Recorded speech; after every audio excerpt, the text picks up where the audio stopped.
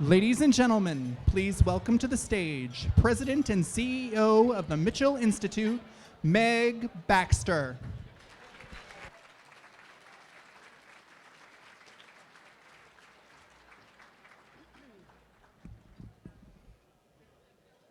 Good evening, and please continue to finish your wonderful dinner.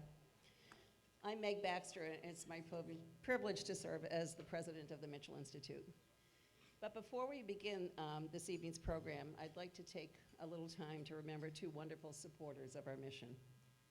Leon Gorman was a longtime supporter and leading donor of the Institute. Prunella Mitchell was an ardent cheerleader and ever-present advocate of our work. Each of them left us way too soon. Each of them created wonderful lives while taking different routes to their individual success. They were the same, though, in their love of family in this beautiful state, though Leon was all things Bowdoin and Prin was all about Colby. Each is remembered for the kindness and grace with which they lived their lives. Please let us have a moment of remembrance. Thank you. In the nonprofit community, there's an old adage called the starfish story. I'm sure most of you have heard it, but it bears repeating in the context of our work. This old man is walking down the beach one day and comes across a vast array of starfish stranded on the beach. In the midst of them is a young boy picking up starfish one by one and returning them to the ocean. The man approaches the boy and tells him there's no way he can make a difference to all those fish. The boy looks at him, picks up a starfish, throws it in the water. Turning to the old man, he said, "I bet I made a difference for that one." The moral of the stories are two. First, we can't be overwhelmed by the enormity of our work. Second, changing one life, one at a time, does make a difference. So we won't be deterred by the spiraling costs of higher education. We won't be discouraged by the barriers that so many students face. And if affecting one life at a time makes a difference, let's celebrate 540 lives. That's the number of Mitchell scholars currently enrolled in higher education communities.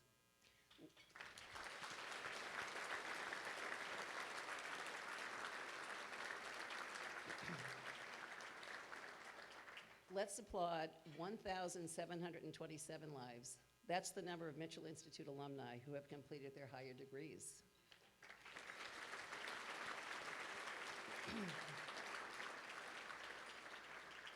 When Senator Mitchell began this work with the belief that every child deserves the chance to succeed, he started small, 20 scholarships in 1995. Slowly but surely, one scholar at a time, the number increased. This year, almost 140 scholars were named at schools all across our state. Since that small beginning, the Institute has awarded over $12 million, yes, $12 million in scholarships.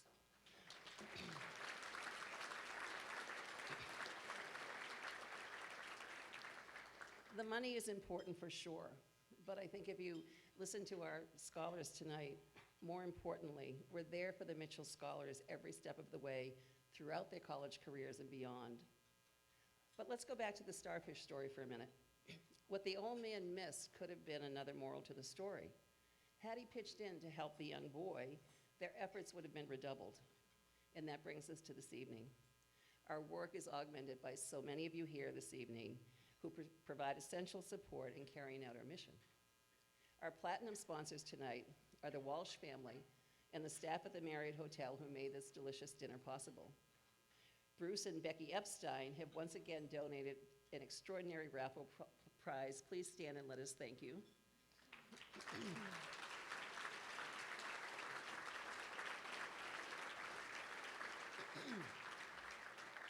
That's only the first time you heard about the raffle. You'll hear about it many more times tonight.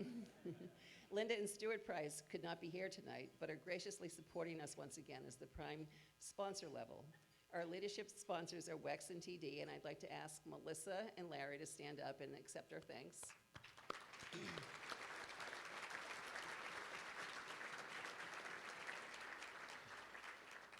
Leonard and Judy Lauder are also leadership sponsors this evening, but couldn't join us tonight. Our major sponsor is the Iberdrola USA Foundation and Central Maine Power. Sarah Burns, a wonderful Mitchell Institute board member, is with us tonight. Please stand and accept our thanks.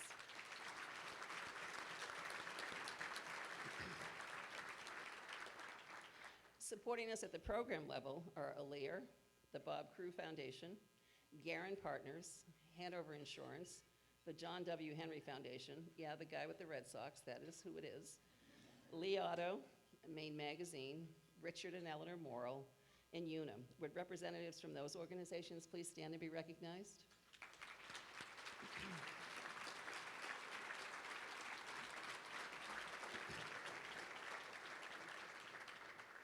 Thank you to all of our sponsors and everyone in this room who will help us take home tonight over $150,000 for the Mitchell Institute's mission.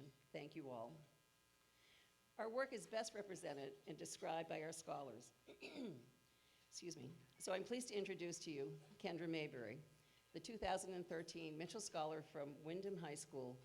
Having just graduated from Southern Maine Community College, Kendra is currently enrolled at the University of Southern Maine, and she's going to become a guidance counselor. She's a great example of a Mitchell Scholar. She's smart, kind, driven, and takes advantage of all the Mitchell Institute has to offer. Please join me in welcoming Kendra Mayberry.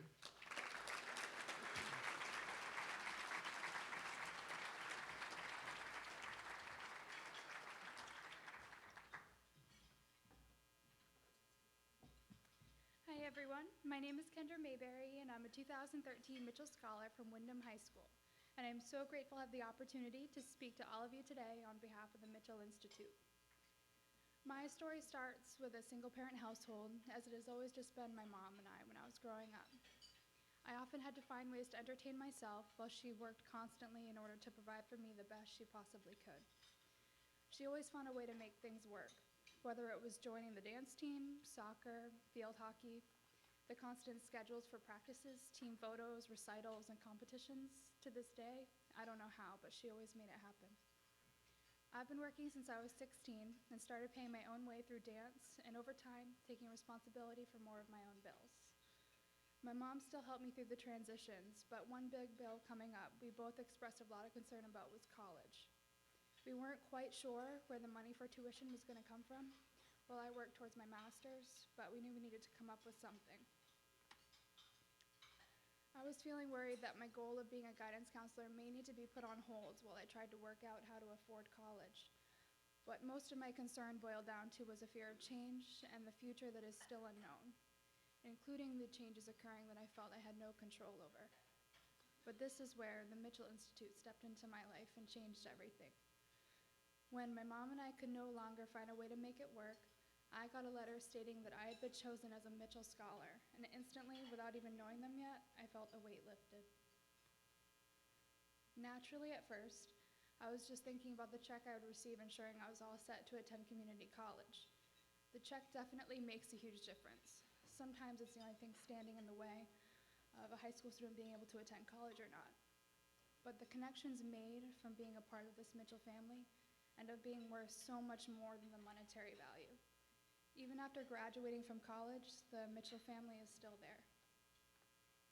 The Mitchell Institute hosts multiple events throughout the year that bring you closer to the other scholars, the staff, the alumni, and organizations that are involved with the Institute itself.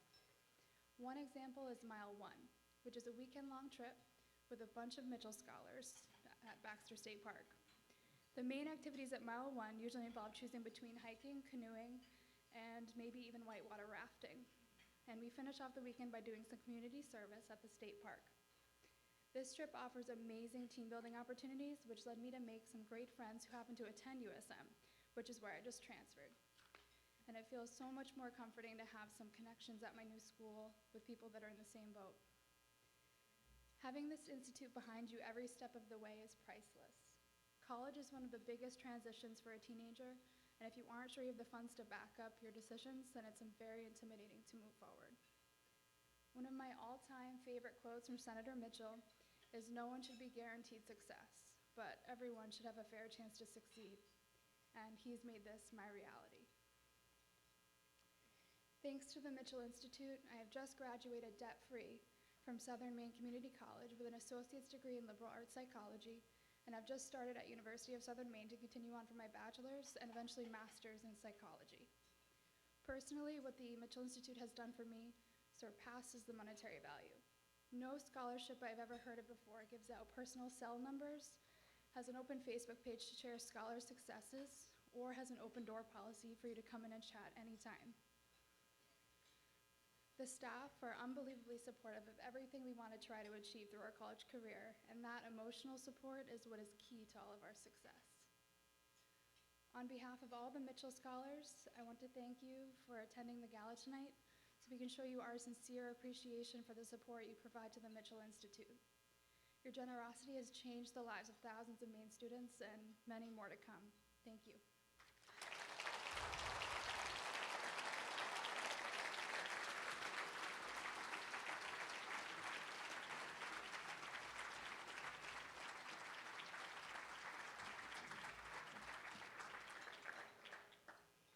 Any questions? Thank you, Kendra. And I want to echo Kendra's thanks for the support of everyone in this room, and notably our Pioneer donors. Pioneer Awards are created by individuals, foundations, and corporations who want to help continue to fulfill the Senator's dream and make a contribution of $250,000 or more to the Mitchell Institute. I'm delighted to give special recognition to them tonight. I'm especially pleased to announce one new Pioneer Award established this year by the Rue family. Starting next year, the Donald Rue Pioneer will recognize a Mitchell Scholar from Lewiston High School. Members of the Rue family are here tonight, and I invite them to stand and be recognized.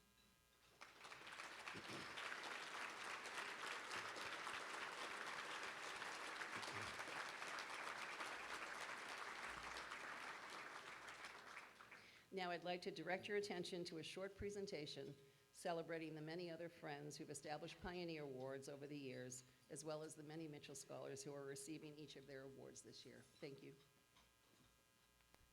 We are pleased to announce the 2015 Mitchell Institute Pioneer Award recipients.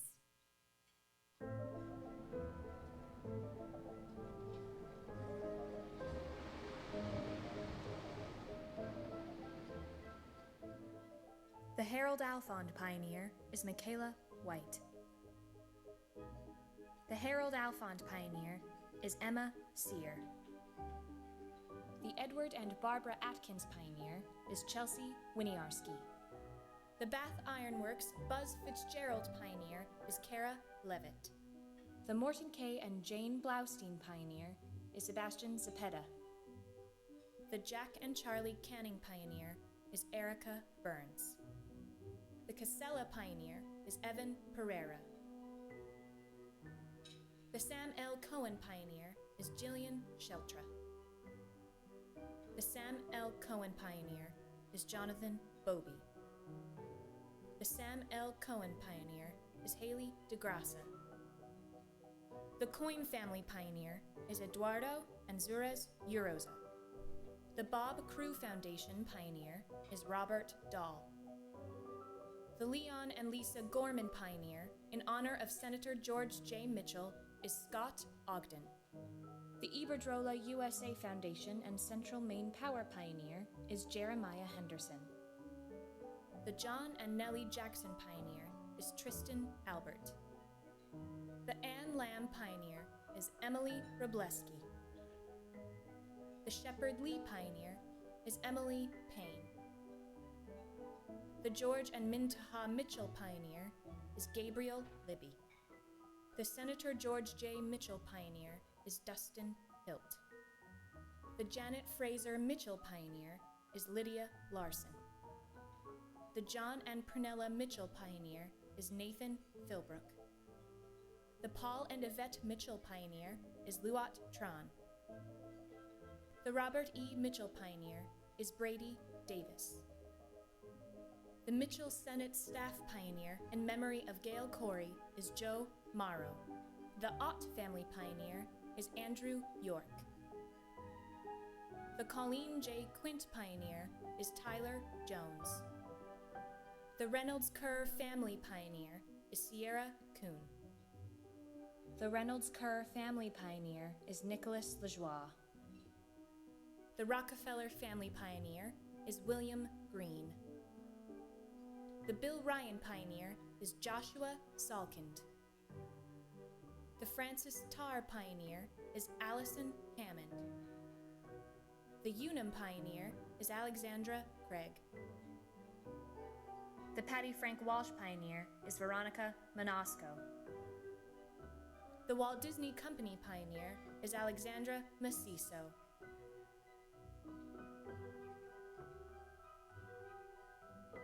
The Mitchell Institute congratulates the 2015 Pioneer donors and scholars.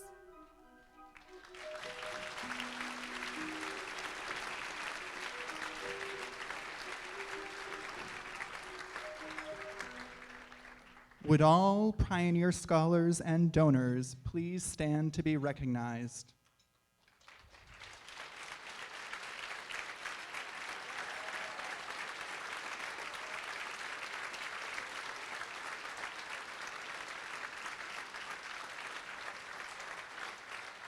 Ladies and gentlemen, please welcome to the stage the president of the Mitchell Institute Alumni Council, Nathan Kinney.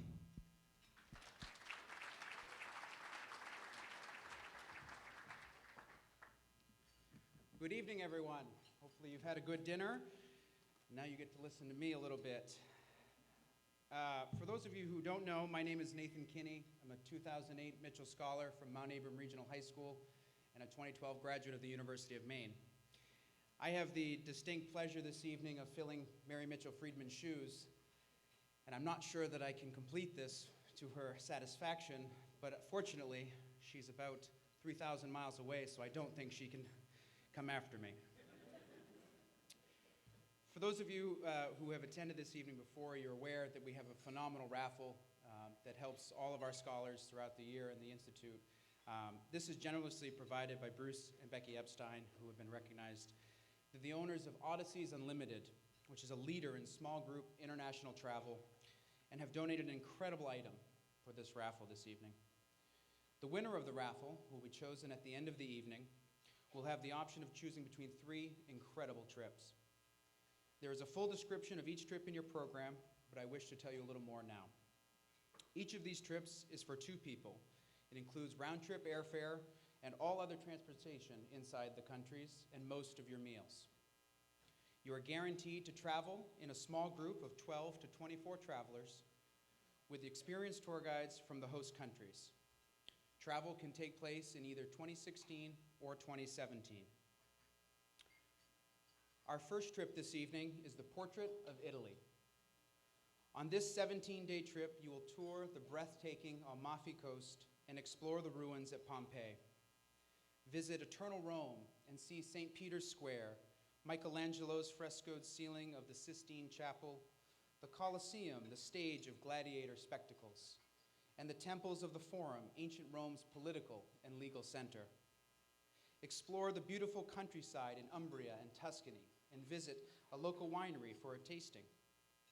Spend a few days in Florence, the crown jewel of Tuscany, and Siena, whose ochre-colored buildings and ancient ramparts evoke the city's medieval past. And finally, experience the splendors of timeless Venice and its famed canals. Do not let this opportunity filled with priceless art and beautiful natural scenery pass you by with a total value of $10,000. Our next adventure takes you to Morocco. This 14-day trip takes you to a land of dramatic contrasts that invites you to encounter its ancient ruins, sacred mosques, endless desert, and imposing Kasbahs.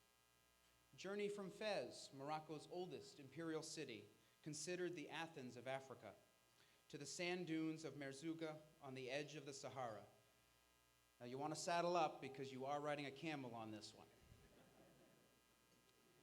You continue your visit to a stunning snow-topped high atlas and travel the ancient caravan route of 1,000 Kasbahs. En route to Marrakesh, stop first at Ait Ben Haddou, a UNESCO World Heritage Site and one of Morocco's most scenic villages that is often used as a location for fashion and film shoots. The trip concludes with visits to the imperial city of Marrakesh and storied Casablanca, Morocco's largest and most cosmopolitan city. Open your eyes and hearts to a truly foreign land with this trip valued at $9,500. Our final journey tonight is Paradores and Posadas. Now, if you happen to grow up in the sticks like I did, or maybe you're just not familiar with Europe, a quick Siri search will tell you that these are medieval palaces, monasteries, fortresses, and stately lodgings. And I found it funny when I was asked to do this, because I said, you know, I consider myself a cultured man, but I'm not sure I know where we're going. So let me tell you. This is a 15-day trip in Spain and Portugal, where you'll begin in Lisbon and then travel through the rolling hills of the agricultural Alentejo district with its bountiful fields of wheat, fragrant vineyards, and stands of olive and cork trees. Go east through the countryside, peppered with the ruins of fortresses and castles, to the Spanish border town of Merida. Continue your journey to Seville, a city of beauty and romance, and Cordoba, the first Roman capital of Spain. Witness the largest Gothic cathedral in all of Europe and the resting place for Christopher Columbus and the magnificent Mesquita Mosque. Travel to Granada, the former stronghold of Moorish Spain, set in the foothills of the snow-capped Sierra Nevada. The city's undisputed highlight is the Alhambra, the extraordinary palace of Spain's last Moorish rulers. Complete this trip in Toledo, that boasts an incomparable hilltop setting overlooking the Castilian plains and surrounded on three sides by the Tagus River, and Madrid, the dignified capital city. Feel the spell of Iberia's rich past and pull of its vibrant contemporary life with this trip valued at $9,000. So I'm sure pens have already been picked up on the centers of the table and my job is done. But what do you need to do to win one of these outstanding and life-changing trips? Just buying a raffle ticket for $250. If you don't win, you have given our scholars a wonderful $250 contribution. If you do win, and again, you will know by the end of the evening, you will have a trip that is worth a lifetime. The raffle tickets are in your program, and there are scholars at each table who have been designated to collect your tickets. Now, there's some action I can endorse. Just to give you an idea, as a banker, I'm guessing about 450 people in the room. Last year, we only sold about 100 of these, so your odds are pretty good. Now, that being said, as I mentioned earlier, Mary Mitchell Friedman isn't here tonight. I'd really like to just really stick it to her and double that, because I may get the gig full time. So can you help me out? All right. And in order to do that, you can increase your odds. Feel free to fill out more than one ticket. And if you do, please just make sure that it is a separate ticket with a $250 pledge. I, of course, will be reminding you throughout the evening to fill those out. And please do give them to the scholar at your table, who will ensure that the tickets go into our very high-tech basket that I believe is hidden from sight. It is so coveted. Senator Mitchell will be up here on stage at the end of the evening to assist with the drawing of the raffle. So I'm not sure if he's taking bribes or not. I wasn't told.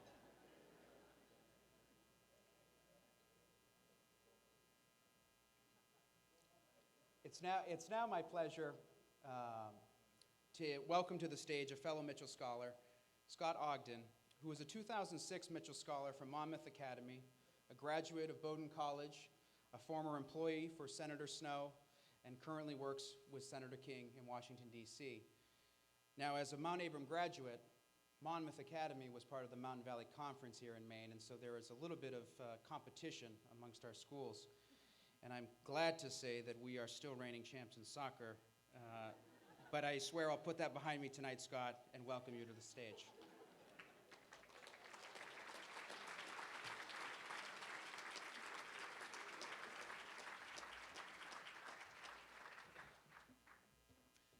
Well, I was going going to say thank you for that very kind introduction, but now I have to reconsider. No, I'm just kidding. Thanks. Good evening, everybody. It's quite an honor to be here tonight as we celebrate the Mitchell Institute and pay tribute to its phenomenal work.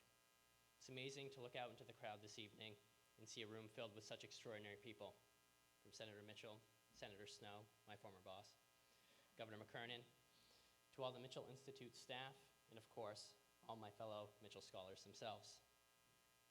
Seeing all of you here tonight truly underscores the fact that the Mitchell Institute is much more than a scholarship.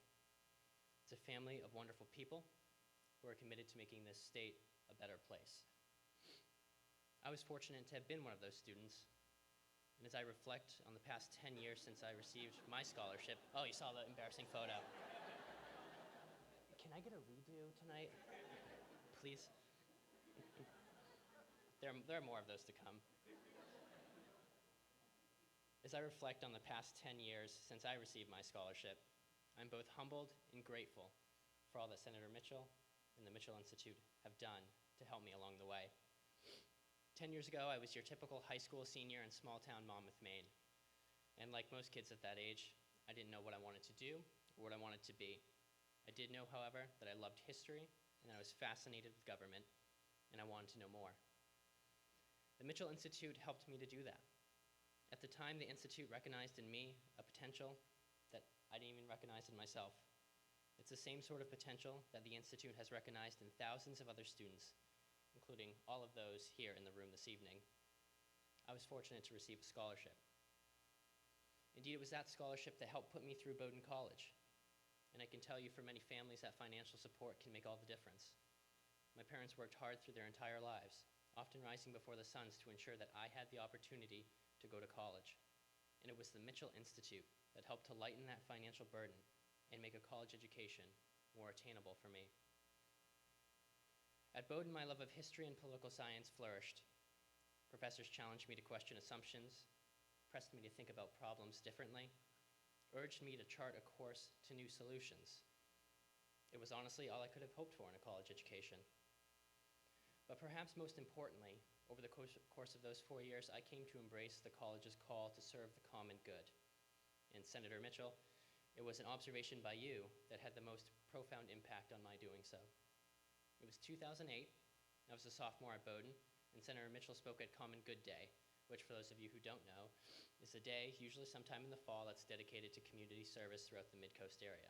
And in honor of that day, Senator Mitchell spoke at Bowdoin to an auditorium filled with people, including me.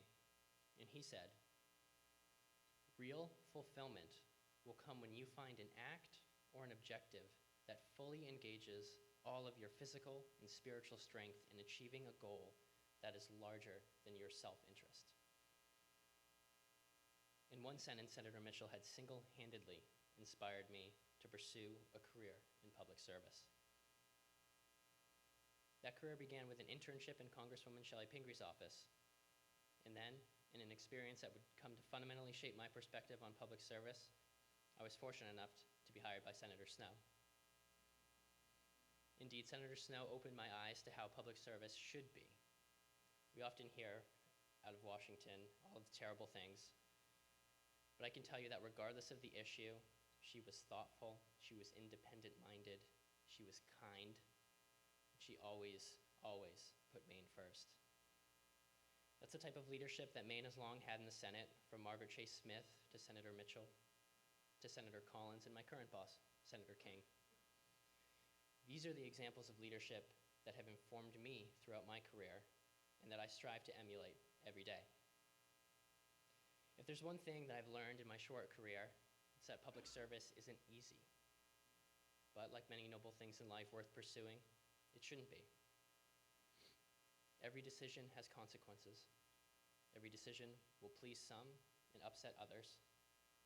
These decisions can fundamentally change lives. And the magnitude of that should force us to think deeply and to think with an open heart and an open mind, because that's what people deserve. And I know that every Mitchell Scholar in this room tonight embodies that spirit of public service, that commitment to helping others and bettering lives. regardless of what field they work in or what they choose to study. Therein lies the power of the Mitchell Institute. So Senator Mitchell, I want to personally thank you. I was awarded a scholarship created by you that helped put me through the college that you attended, which has allowed me to work in the institution that you once led for the 2 senators who succeeded you in office. You and the Mitchell Institute have had a profound effect on my life, and I'll be forever grateful. Let me also thank everyone here whose support of the Mitchell Institute has not only opened doors for me, but for thousands of other Maine students. You deserve a tremendous round of applause.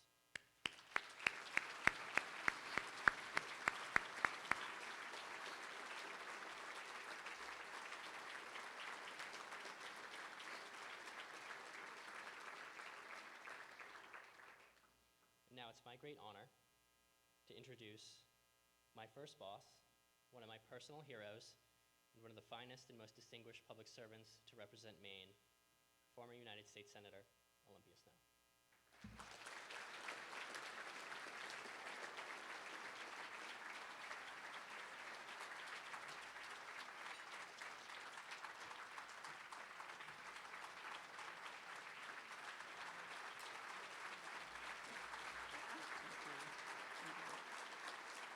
Thank you. I see you all need a stretch. Well, thank you very much for that very warm welcome that you have extended to me here this evening. And Scott, I want to thank you for your very gracious and generous introduction, and to think he's saying those wonderful things about me and he's no longer working for me. That's even, I'm even more grateful. I'd say it leaves me speechless, but I don't want to get anybody's hopes up. You know, it sort of brings to mind what Bishop Fulton Sheen once said to an audience after he was introduced. He said, to applaud as you just did at the beginning of my speech is an act of faith. If you applaud in the middle of my speech, it's an act of hope.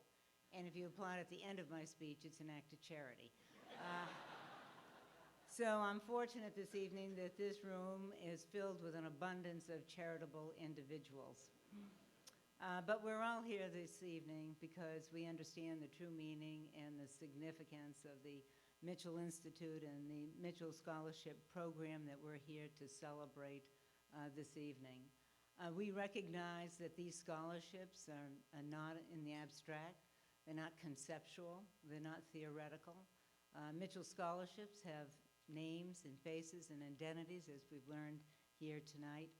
And I certainly want all of us to join in a round of applause to each and every one of the Mitchell scholars to say how proud we are of all of them.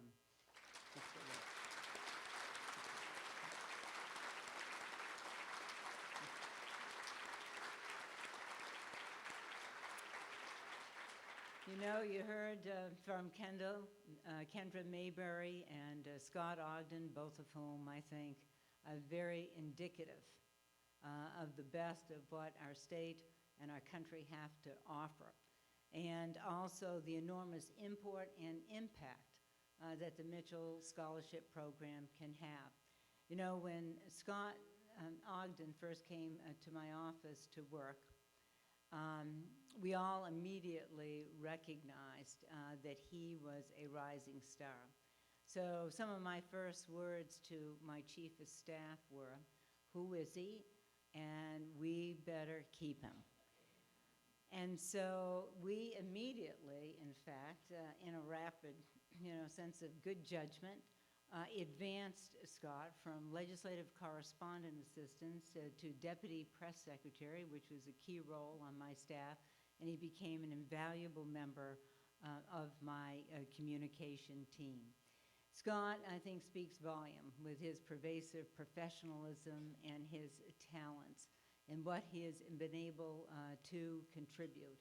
And what's also most unique, I would say, that he's probably, most likely, the only person in this room who has worked for 3 separate members of Maine's 4-person congressional delegation. Amazingly, he interned for Congresswoman Shelley Pingree, as you heard. He currently works for Senator Angus King as his press secretary, and of course, you know, he worked for me. So he was not only bicameral, but in this day and age, he also was tripartisan. You know,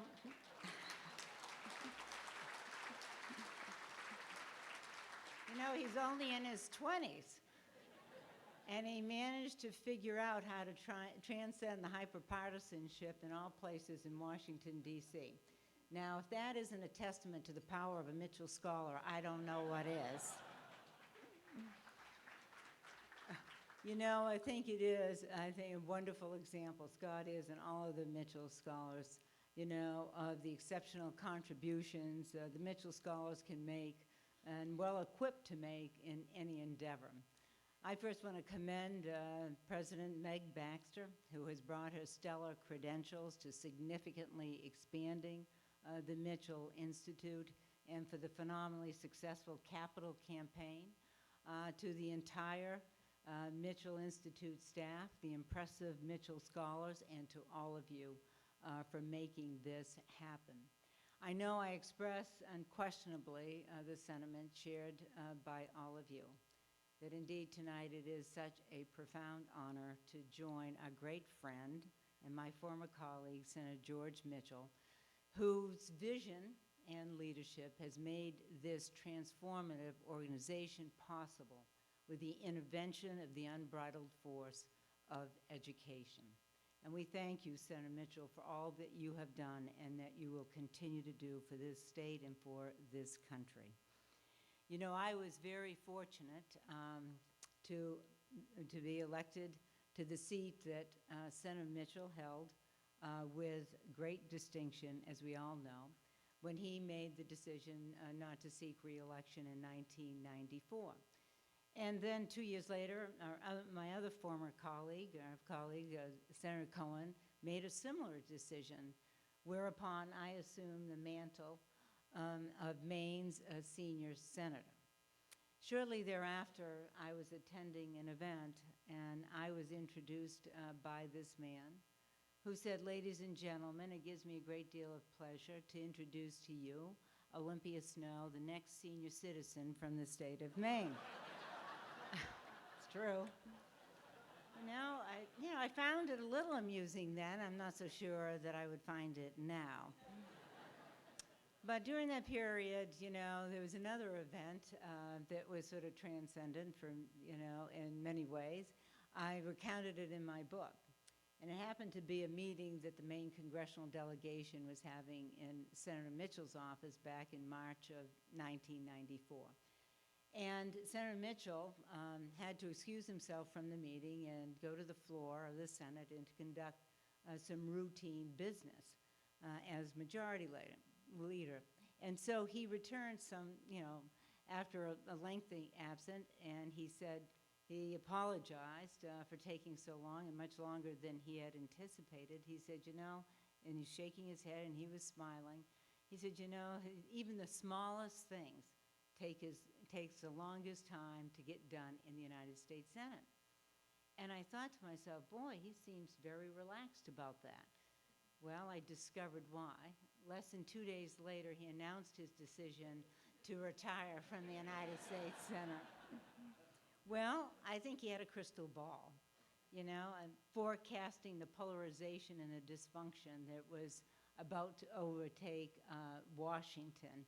And by the way, he co-founded the Bipartisan Policy Center in Washington, where I happen to be a senior fellow. I think it's the only remaining bipartisan entity in Washington, D.C. But in all seriousness, I want to say that I've always had the highest esteem and regard for Senator Mitchell. I was in the House of Representatives during his 12-year tenure in the United States Senate that included the 6 years when he was majority leader. And no one worked harder on behalf of his constituents than Senator George Mitchell, all the while shouldering the responsibilities, the awesome responsibilities of being a majority leader in the United States Senate. As my husband, Jock, who's here this evening, always said when he was governor that despite the range and the enormity of the national and international challenges that Senator Mitchell confronted as majority leader, he was always responsive and attentive to every issue and concern that was critical to the people of Maine. And I certainly could attest to that firsthand in every single one of those Maine congressional delegation meetings. I was consistently amazed as well as impressed. There was no issue too small that would escape Senator Mitchell's scrupulous preparation and attention to detail when it came to serving those who had entrusted him with their voice and to be their champion. And I think it's entirely consistent with his unflagging commitment to his state that he would have founded the Mitchell Scholarship Program and later the Mitchell Institute. Together, they demonstrate intensely how much George cares about our state and about maximizing the possibilities for enriching and rewarding lives for young Maine men and women. When Senator Mitchell founded the scholarship program in 1995, it was as though a stone had been thrown into the pond. And the ripple effects of Senator Mitchell's visionary leadership would spread outward in perpetuity and will intersect with the future in ways that we simply cannot imagine today. In many ways, many stories will be written as a result of the remarkable arc of the remarkable journey of its extraordinary namesake.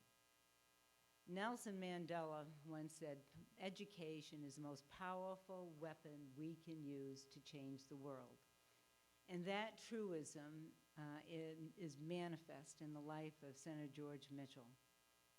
From his humble beginnings in Waterville, Maine, to the halls of justice, to the corridors of Congress, to the negotiating rooms in Belfast, Northern Ireland, and to the center of powers in the Middle East, the quill of history could have inked a very different narrative if education had not dramatically changed the universe of what was possible for Senator George Mitchell, Jr. And the Mitchell Institute is providing that same alchemistic function for 481 Mitchell scholars, 86% of whom are right here in the state of Maine.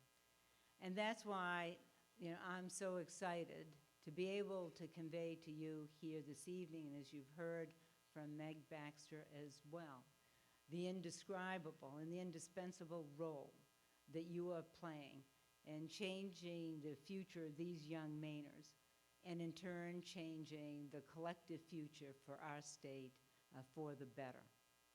Your generosity is underwriting the foundational tenet of the Mitchell Institute, which is that no Maine student who has the qualifications and the ambition to attend college should be denied that opportunity due to limited financial means.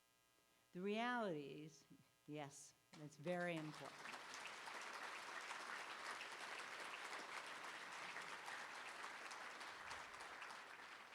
The reality is, and it's an important reality, that our nation values the principle of individual merit over entitlement and aristocracy. And therefore, isn't it our solemn obligation to offer the means to those who demonstrate that merit to make the most of their inherent abilities? And that's precisely what the Mitchell Institute has done. And as Meg mentioned earlier, most astoundingly, more than $12 million in financial assistance has been awarded to more than 2,400 students from every single Maine high school. And your impact has, yes, you should applaud yourselves, thank you.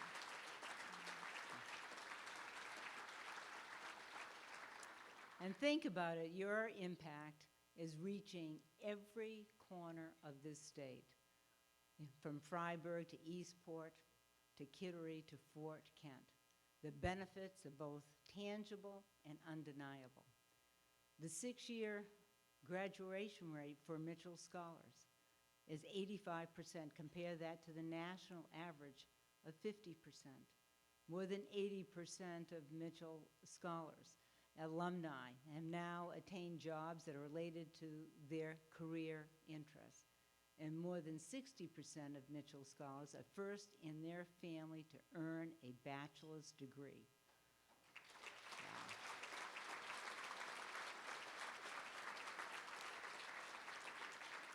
Well, that's a record that you should be immensely proud. I've always said that education is truly the great equalizer and leveler in America that gives every citizen, regardless of race or age or income or gender or geographic background, the opportunity to succeed. And like George, I'm living proof. I'm the daughter of an immigrant from Greece and first-generation Greek-American that lived on Elm Street in Lewiston, Maine when I first started school.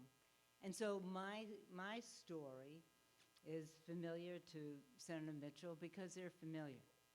You know, we have sort of the same story. His mother immigrated from Lebanon, and his father was an orphan son of Irish immigrants. And as George so beautifully describes in his book, The Negotiate, about his parents, in his words, the deep and unwavering commitment to their family, and that his father's goal was to make sure that every one of his children graduated from college, and they did, as George wrote. And when you think about it, what drove them to these shores? Well, you know, it was the impetus of what we offered as a nation. And what they lacked in money, they exceeded in dreams for the advancements and the accomplishments that their children could create. They readily understood that education was the key to unlocking the American dream. And the primacy of education was impressed upon me by my parents at a very young age, indeed very early. It started in kindergarten. And I well recall my first days going to kindergarten. And when I would return home after half a day, my father would say, "What are you doing home, Olympia?" And I said, "Well, kindergarten is only a half day." And he didn't believe me. So he sent me back to school. And this happened repeatedly. Finally, to the point my father was so exasperated with me, he said, "Olympia, if you don't want to amount to anything, then don't go to school." Well, I went back to school, and my teacher, equally exasperated, seeing me reappearing every day, said, "Olympia, what are you doing here?" So I had to explain that my father didn't understand that kindergarten was half day, and would she please write him a note, which he did. But you know, that lesson instilled in me early on in my life how instrumental education was. And actually, my father taught me a very important lesson, because a few years later, my mother died when I was 8 years old, and my father made a wrenching decision to send me away to a Greek school that was operated by the Greek Orthodox Church in New York, and within the year, he had died himself. And so 6 years later, I decided to return to Maine to attend Edward Little High School in Auburn in my sophomore year, and to live with my aunt and uncle, who were my legal guardians, and both of whom were Greek immigrants, and they had 5 children of their own. And I wanted to come back to Maine to reestablish my roots. But the exchange that I never forgot was the one that I had with my father regarding education. And fortunately for me as well, both my aunt and uncle were equally adamant with their children and with me that attending college was an absolute imperative. So the question was, how was I going to pay for it? And I cobbled together some grants and scholarships and the Stafford loan that existed at the time so I could attend the University of Maine. I also received Social Security benefits as an orphan that were about to expire rather, when I turned 18. And so Congress, in its wisdom, which probably sounds like an oxymoron today, but back then, they decided to extend those benefits to individuals who enrolled in a college or a university. So it was a lifesaver for me. But when you think about those irreplaceable tools, you know, of financial assistance, if they were game changers then and that many years ago, although I'm not going to do the calculations for you, it's infinitely more so today. With the obstacles to afford higher education has grown and multiplied exponentially. The cost of, you know, a private institution has increased by more than 10% over the last 5 years, and a cost to attending a public institution has increased by a whopping 17%, and consider that in this era of stagnant wage growth. That's why what the Mitchell Institute does is so critical. And you think it's not only the financial assistance that is available, the tremendous value of both the scholarships is a potent combination in tandem with the one-on-one career, personal development, and mentoring for young people as well. And that is a template that I hope to adopt and embrace with the recent creation of the Olympia Snow's Women's Leadership Institute. And like Senator Mitchell, when I left the Senate, I was thinking and focusing on ways in which, you know, I could help young Mainers to strive, you know, in ways that perhaps are not available to them. And I decided to concentrate on elevating the aspirations and the confidence of high school girls to assist them to become more successful in their own lives. And so, thank you.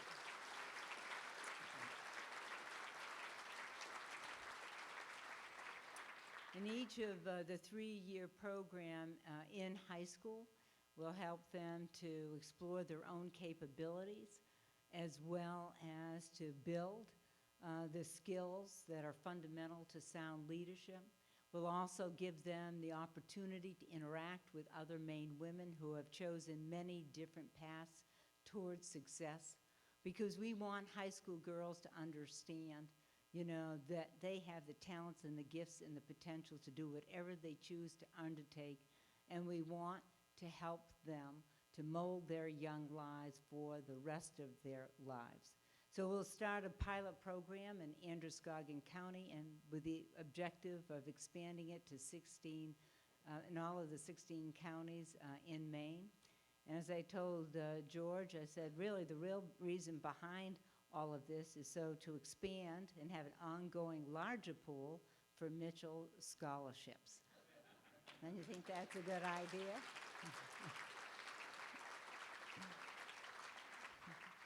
The point of all of this is to encourage them to dream big dreams. And I'm emphatically going to make the point that there is an organization known as the Mitchell Institute to help them to achieve those goals. Someone once said that the true meaning of life is planting trees under whose shade you do not expect to sit. Exactly.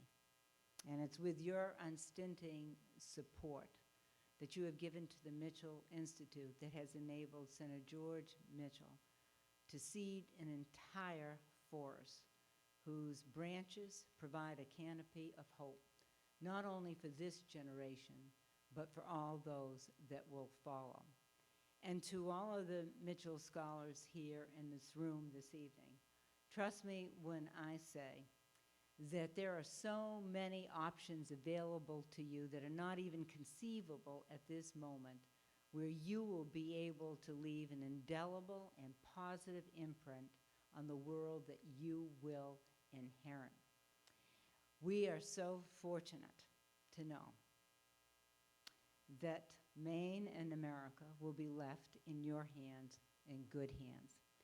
And to Senator George Mitchell, our unending gratitude and appreciation for your ceaseless devotion to Maine, America, and indeed the world.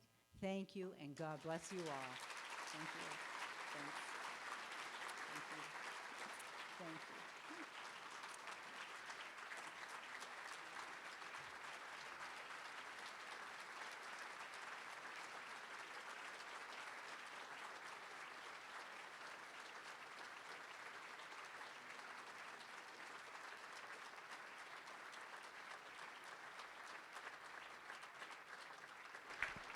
Ladies and gentlemen, please welcome back Nate Kinney.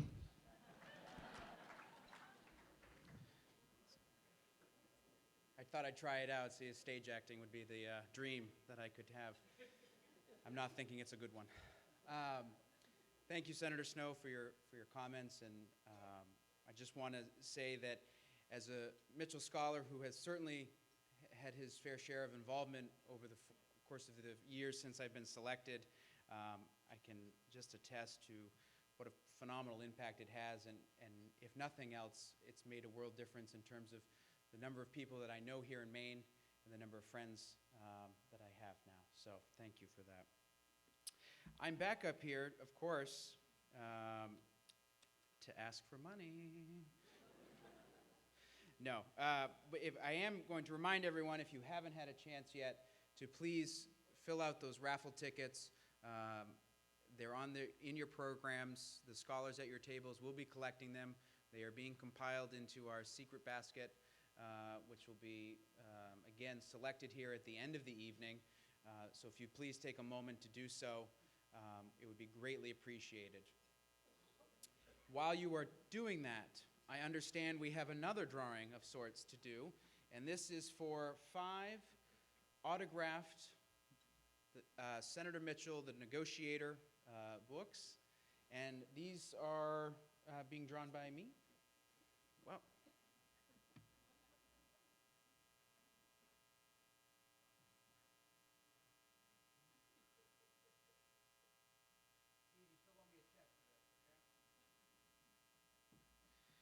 And you can collect these at the end of the evening. They'll be at the registration table, and just go ahead and see one of the staff members of the Mitchell Institute. All right, so our first winner is Emily Dean.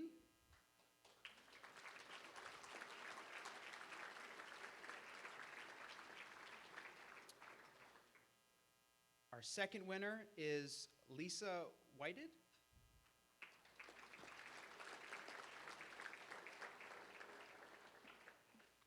Our third winner is Meredith Inesio. Yay.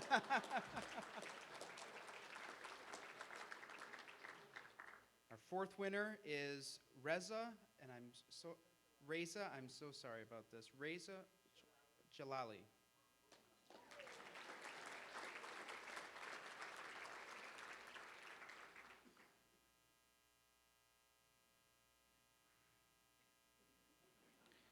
You know, it's a shame they don't teach cursive in school anymore. I believe we have Jason Halley somewhere over there. All right. So those 5 folks, again, the books will be at the registration table. Please see one of the Mitchell Institute staff, and they will get you your autographed copy. So it's now, I have the pleasure to introduce the man who has brought us together this evening, Senator Mitchell, who has devoted his life to his family, to the families in this great state and our nation, and to the communities around the world. We all have come to admire his sense of humor and storytelling. I expect he will deliver once again this evening. He's a man who really doesn't need a long introduction, but I would just like to say, from all of the alumni and scholars, he is an inspiration to all of us, and we're so thankful for your leadership and your vision who has impacted us all. So please give a warm welcome for Senator George Mitchell.